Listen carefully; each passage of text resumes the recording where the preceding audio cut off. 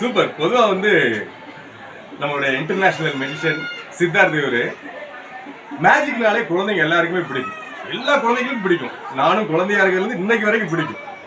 ஆனா குழந்தைங்களுக்கு மட்டும்தான் மேஜிக் பிடிக்குமா? பெரியவங்களுக்கு மேஜிக் பிடிக்கும். என்னங்க சொல்றீங்க? பெரியவங்களுக்கு மேஜிக் பிடிக்குமா? ஆமா. பெரியவங்க எந்த மேஜிக்கை விரும்புவாங்கன்னா, நம்ம லைஃப்ல திடீர்னு அதிசயம் நடந்துருமா? அதாவது திடீர்னு உழைக்காமே முன்னேறிடலாமா?